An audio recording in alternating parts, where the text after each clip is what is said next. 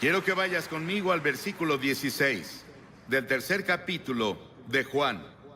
Juan, tercer capítulo. Porque de tal manera amó Dios al mundo, que ha dado a su Hijo unigénito para que todo aquel que en él cree no se pierda, mas tenga vida eterna. ¿Cuántos podemos decirlo juntos? Díganlo todos juntos. Porque de tal manera amó Dios al mundo, que ha dado a su Hijo unigénito, para que todo aquel que en él cree no se pierda, mas tenga vida eterna.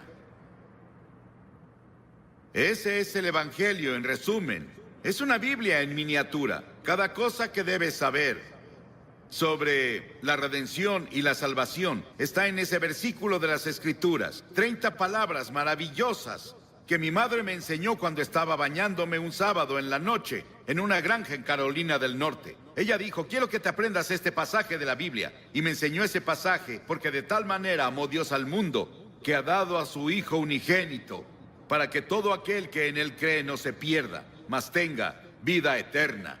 Muchas personas me preguntan: si Dios ama al mundo, ¿por qué permite tanto sufrimiento en el mundo? La guerra, las enfermedades, la pobreza, el odio, la soledad, el aburrimiento, el vacío, los problemas psicológicos, el desempleo, la violencia, la tensión, todas esas cosas. ¿Por qué Dios no viene y lo para? Esa es una pregunta que muchas personas se hacen. Algunas personas aquí en Nueva York dicen: ya no puedo más, y se están suicidando. Las presiones de la vida son muy grandes. Ellos no las soportan. ¿Por qué? Si hay un Dios, ¿por qué no lo termina? Algunas personas dicen: ¿por qué Dios nos ha abandonado? Pero Dios no nos abandonó. Nosotros lo abandonamos. Muchos de los jóvenes aquí han oído la canción del año pasado del álbum Edge of the Century, álbum de Styx. Pero ¿has escuchado las palabras, la letra?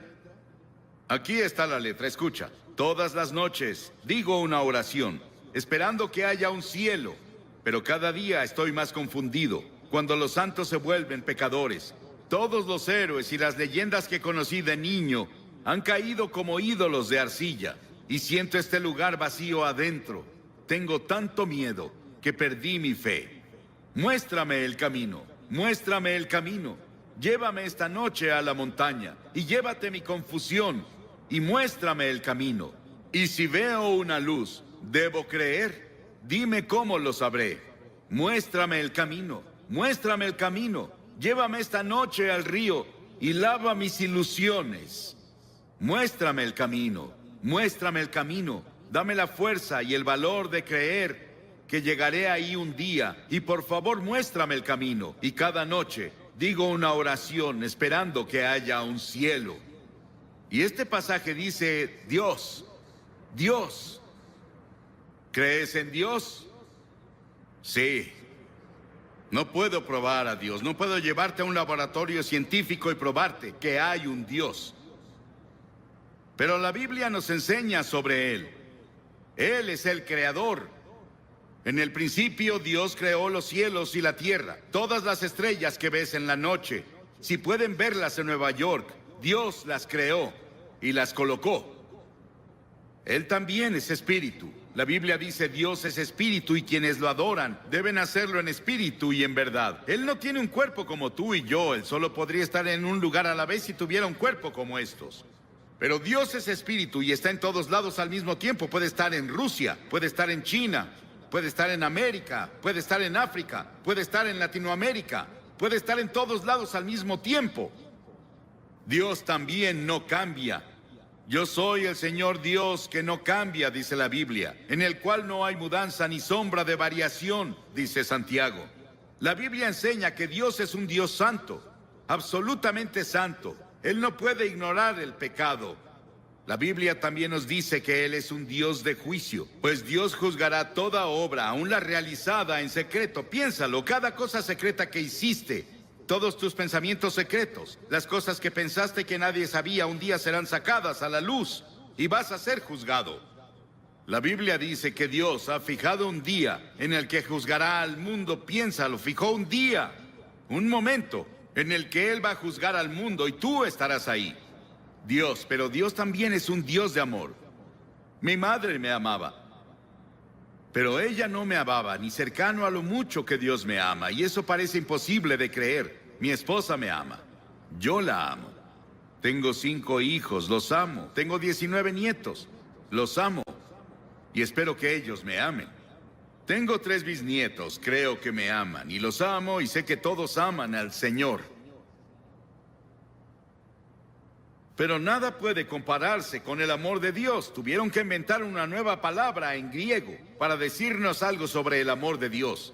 Dios es un Dios de amor, Él te ama. Y si hay una cosa que quiero que te lleves de este gran parque cuando te vayas hoy es esto: Dios te ama. Dios te ama. Dios te ama. Y Dios está interesado en ti.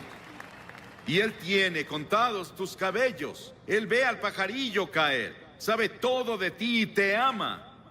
No importa cuántos pecados hayas cometido o lo que hayas hecho. Podrías haber llegado tan bajo como Nicky Cruz lo describió, su vida hace rato, pero Dios te ama. Y si Dios pudo cambiar a Nicky Cruz y cambió a Johnny Cash, Dios te cambiará, si se lo permites. Y Él puede hacerlo hoy. Comienza ahora. Sí, Dios es un Dios de juicio. Él traerá juicio a cada obra, y Él estableció un día en el que Él traerá el juicio al mundo. Pero Dios también es un Dios de amor. Nada se compara al amor de Dios. La Biblia dice, Dios es amor. Sí, los he amado con amor eterno, dice Jeremías. Y por esa razón Dios creó al hombre. ¿Te has preguntado por qué estás aquí? ¿Por qué Dios creó los humanos? ¿Y cuál es el propósito de los humanos? Dios te creó porque Él es un Dios de amor. Y Él quería que otras criaturas en el universo pudieran elegir amarlo también. Entonces, Él creó al hombre, Adán y Eva. Él los puso en un paraíso perfecto. Y creemos que se localizaba en un país que ahora se llama Irak, en la cabeza del Golfo Pérsico. Mucho de la Biblia se escribió en Irak, Nínive, Babilonia, Ur de los Caldeos, de donde viene Abraham. Y Abraham es el padre de los judíos, de los cristianos y del pueblo islámico. Abraham es alguien a quien vemos como el principio. Él venía de Irak y es la razón por la que había mucho interés en Irak durante la guerra del Golfo. Por eso muchos libros fueron escritos en la Biblia sobre el Golfo.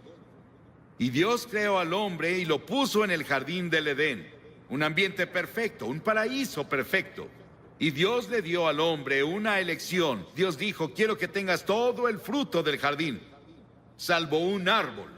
No puedes comer de ese árbol. Dios probó al hombre. Y Dios dijo, si comes de ese árbol, vas a romper mi ley. Vas a sufrir y morirás. Y el hombre rompió la ley de Dios. Dios le dio el libre albedrío para elegir, y el hombre eligió rebelarse contra Dios. Escuché un talk show en la tele el otro día. Pude escuchar a casi todos. Discutían qué está mal con la naturaleza humana. ¿Por qué las personas hacen las cosas que hacen? ¿Por qué las personas cometen los crímenes que hay? ¿Por qué las personas dicen mentiras? ¿Por qué hay tantos celos? ¿Por qué hay tantos problemas en el mundo? Es porque el hombre está enfermo. Y la enfermedad se llama pecado. ¿Cuál es la principal causa de la guerra?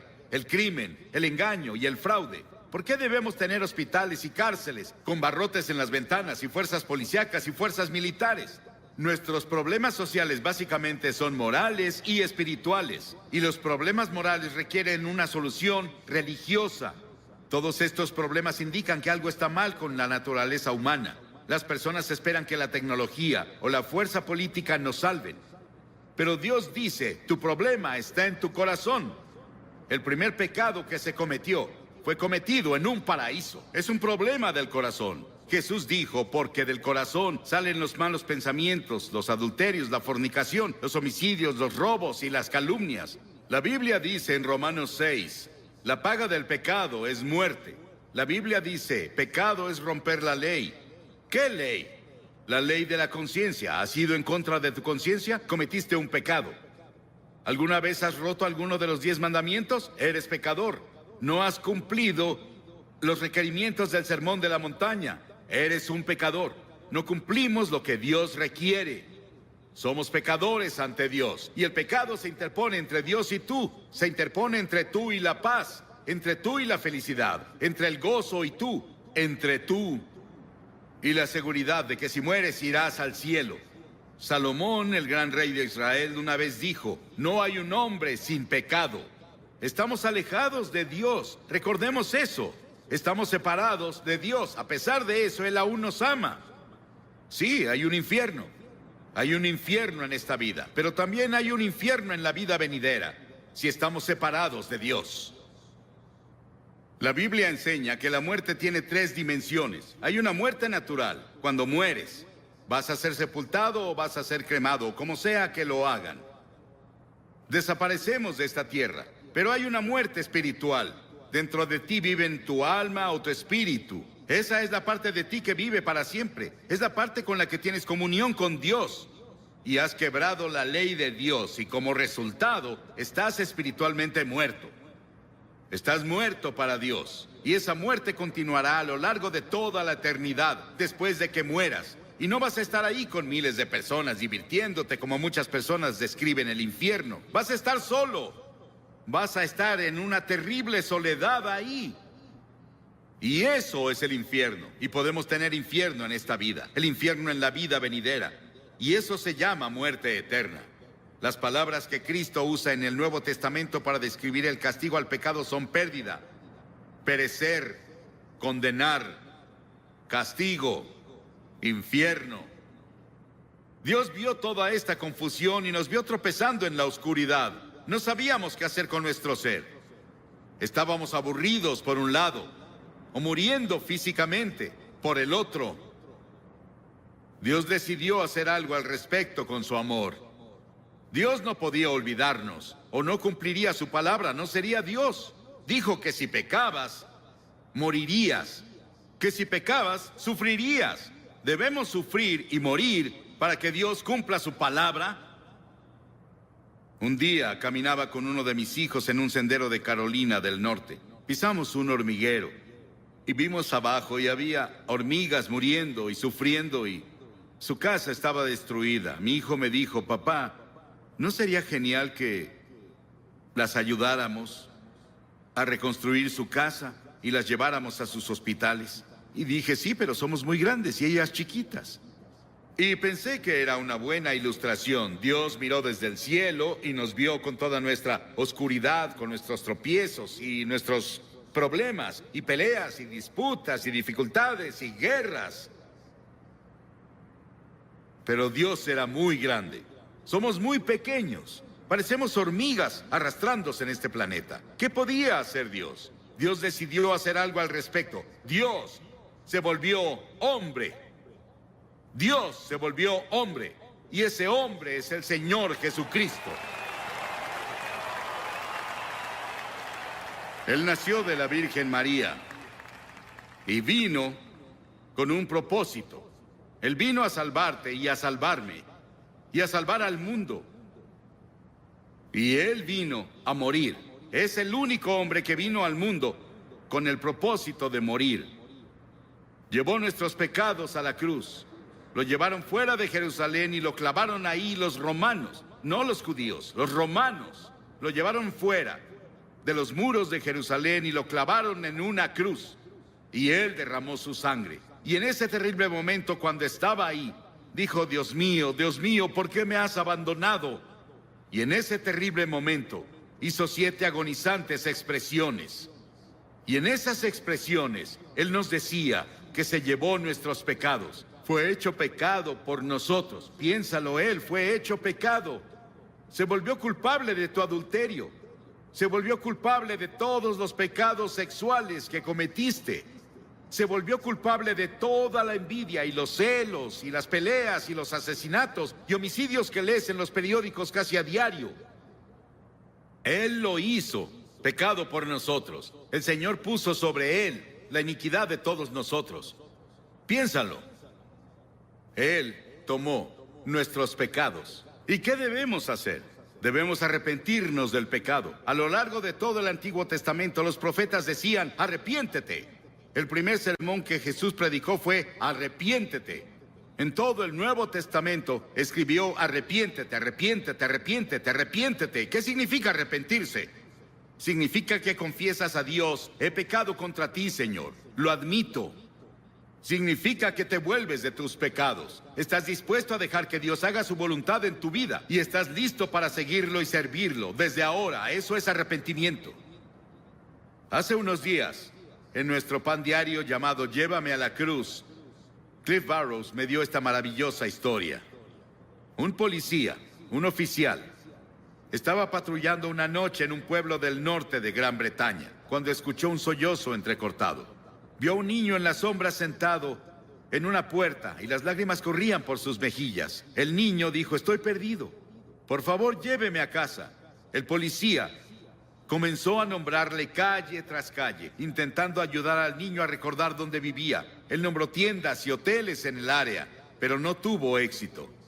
Luego recordó que en el centro de la ciudad había una iglesia con una gran cruz blanca que sobresalía por arriba de la ciudad.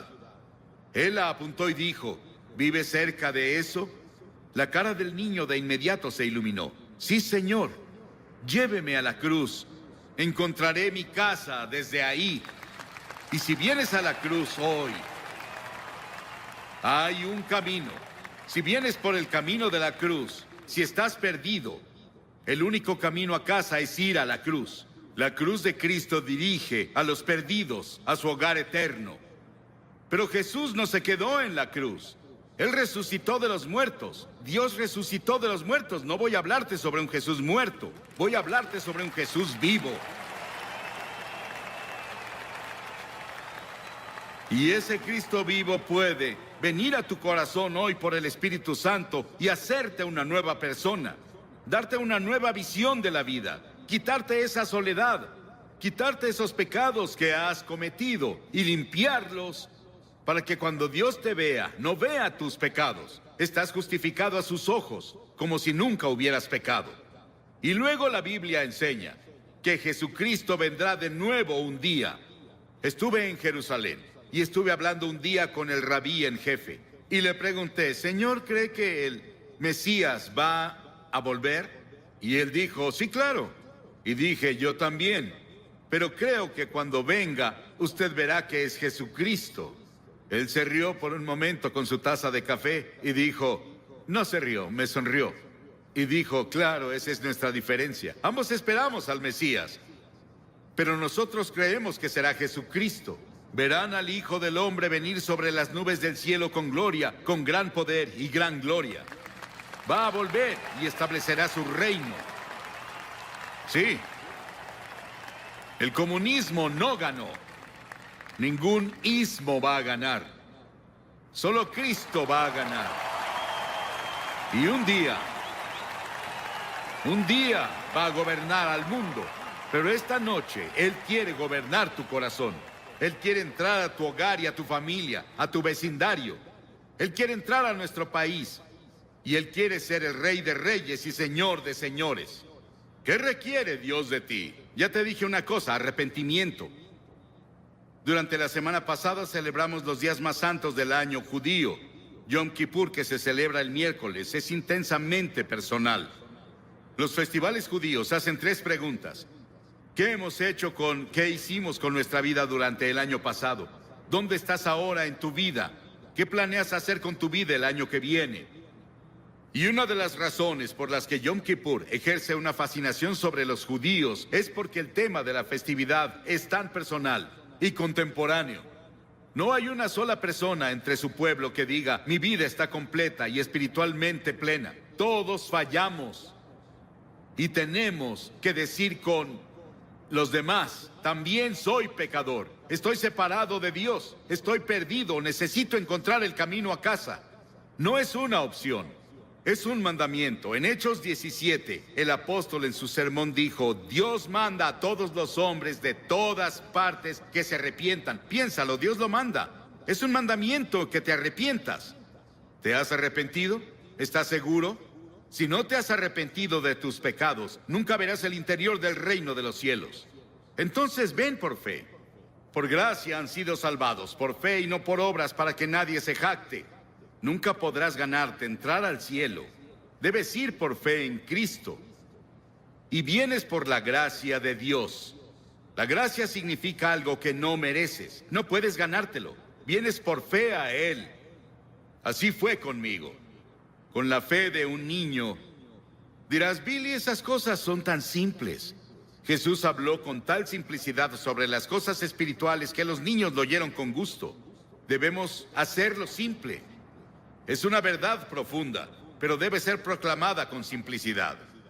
Y todos los que hoy están dispuestos a decir, me arrepentiré de mis pecados, recibo a Cristo como Salvador, y quiero seguirlo y servirlo, o quiero rededicarme a Él.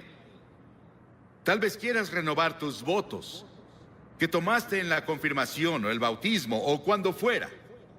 Y quieres decir, Señor, quiero volver a ti. Me alejé de ti y me confundí y perdí. Quiero que Cristo sea lo primero en mi vida. Quiero que perdone mis pecados. Quiero ir a la cruz y quiero seguirlo de ahora en adelante. Levanta la mano.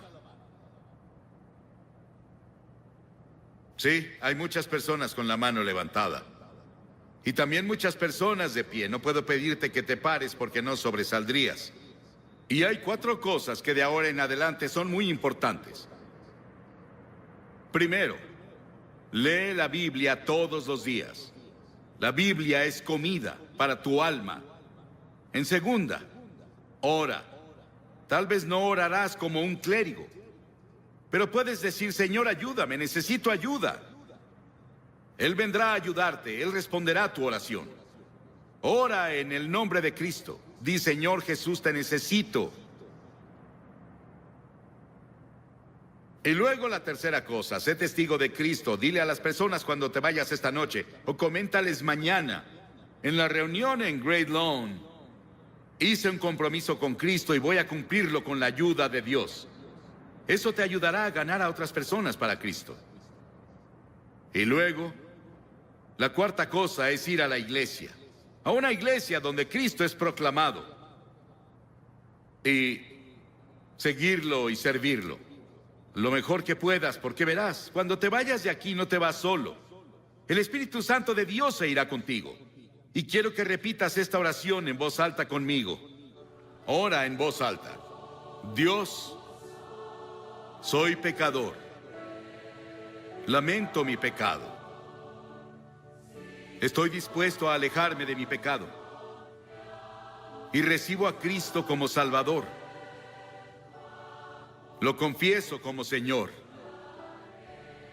Desde este momento, quiero seguirlo y servirlo en la comunión de su iglesia. En el nombre de Cristo. Amén.